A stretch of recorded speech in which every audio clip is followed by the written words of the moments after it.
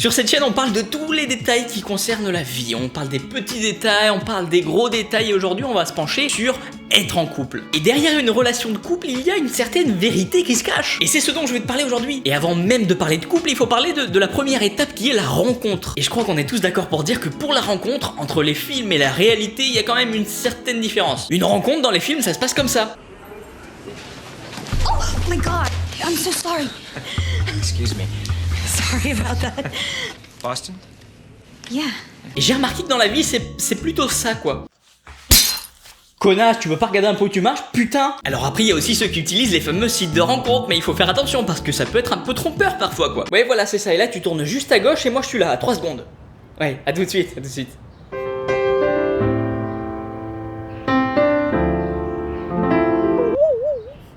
Salut!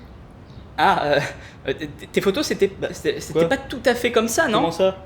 Et après, quand t'as trouvé une personne qui te correspond, et ben il y a les fameux débuts de relation. C'est là où tu apprends à découvrir un petit peu tous les aspects de la vie de couple, et notamment certains qui sont un peu moins glamour, quoi. Comme aller aux toilettes. Et souvent, en début de relation, on n'ose pas trop aller aux toilettes à côté de son copain ou de sa copine. Quand la personne est là, on a un petit peu peur de faire un petit bruit ou quelque chose, tu vois ce que je veux dire. Après, il y en a pour qui c'est vraiment pas un problème. Chérie, tu me dis quand t'as fini, comme ça j'irai après toi, ok? Au moins ça pose les bases, quoi. Et un peu plus tard, après cette scène peu ragoûtante, c'est l'heure du repas, c'est l'heure de manger, il faut choisir le plat. Aucun souci a priori, sauf quand les deux personnes sont indécises. C'est mon cas. On peut passer 1 heure. Oh, comme tu veux, hein. Non, comme toi tu préfères. Non mais j'ai pas de préférence, donc choisis, vas-y. Bah moi non plus. Ah bah moi non plus. Heureusement qu'il y a les dates de péremption pour choisir le repas à notre place, hein. Et pour choisir par exemple la destination d'une sortie, bah c'est la même galère. Sauf que là, il n'y a pas les dates de péremption. Puis une fois le repas choisi, c'est pas terminé, hein. Par exemple, la dernière fois, il restait 2 pains muffins pour le petit-déj, tu vois. Je lui propose qu'on en prenne un chacun, elle me dit que non, elle a pas assez faim, elle veut la moitié du mien. Bon, je t'avoue que ça me casse un peu les couilles. Mais je lui dis ok, on partage. Elle mange sa moitié, ça lui ouvre l'appétit, et du coup, bah, elle veut manger la moitié du 2e muffin. Autrement dit, un muffin complet chacun, quoi. C'était juste pour me casser les couilles. J'ai à peine l'impression d'avoir été pris pour un con. Voilà, être en couple, c'est un petit peu ce genre de petite situation, tu vois. Mais être en couple, c'est aussi accepter de n'avoir qu'un quart du lit. Non mais c'est fou, tu demandes à 90% des couples, ils te diront pareil. Alors au début j'ai opté pour une stratégie qui visait à me tourner vers l'extérieur, c'est-à-dire vers l'extérieur du lit, afin de m'ouvrir vers l'espace, vers l'ouverture. Sauf que dans la nuit, quand je me retournais, bah, finalement, j'avais plus la place de me retourner. Du coup, après beaucoup de réflexion, d'analyse, d'expérience, j'ai trouvé la solution parfaite. Tu te couches normal, d'une façon totalement classique. Petit à petit, au cours de la nuit, tu vas avoir de moins en moins de place, et quand tu estimes que ton copain ou ta copine a dépassé la moitié de ton lit et qu'elle prend trop de place, et bien ce que tu fais, c'est que tu passes par-dessus elle et tu prends son côté du lit. Et là tu te dis, pas con là, là tu te dis c'est un génie. Enfin s'il te plaît, dis-toi-le, ça me ferait plaisir, quoi. En tout cas, il n'y a pas plus efficace. Et tout à l'heure je te parlais de sorties, quand tu es en couple, tu fais de nouvelles sorties que tu n'as jamais fait, comme par exemple aller découvrir de nouveaux magasins comme Ikea, histoire d'acheter une bougie et un plaid tout en payant plus de 20 balles de péage d'autoroute. Moi ma copine elle adore lire, voilà, ça c'est son truc, c'est sa passion, voilà. Du coup souvent je dois l'accompagner dans les librairies, dans les rayons livres, etc. Et j'ai remarqué que les gens qui adorent lire, je sais pas pourquoi, ils kiffent se balader dans les rayons juste pour voir les livres qu'ils ont déjà lus. Ah tu vois, celui-là je l'ai déjà lu, il est nul à chier. Celui-là aussi, celui-là par contre il est bien, celui-là c'est une tuerie, voilà.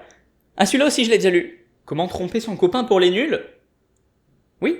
Et après une bonne journée à redécouvrir les livres que tu as déjà chez toi, tu rentres chez toi et tu veux te poser, quoi. T'as envie de regarder un film, une série, tranquillou. Et être en couple, c'est accepter de ne pouvoir parler avec elle ou il uniquement de la première moitié du film. Bah oui, parce qu'elle s'endort tout le temps à la moitié du film. Du coup, elle veut pas que je la spoil, etc. alors qu'elle ne regardera jamais la 2e moitié, qu'on soit bien d'accord. Ou alors, pile au moment où tu regardes un truc qui t'intéresse vraiment de ouf, là, c'est à ce moment-là qu'elle décide de venir te parler. Il y avait toute la journée pour parler, mais c'est maintenant qu'elle veut te parler. Mais je crois que c'est le hasard qui fait ça parce que ça marche vraiment dans les deux sens. Moi aussi, je t'avoue, des fois elle regarde un truc et c'est pile à ce moment-là que moi je m'emmerde et que j'ai envie de lui parler. C'est quand même chelou, non? Ah oui, il faut que je te parle d'un autre truc aussi, c'est important. Les cadeaux.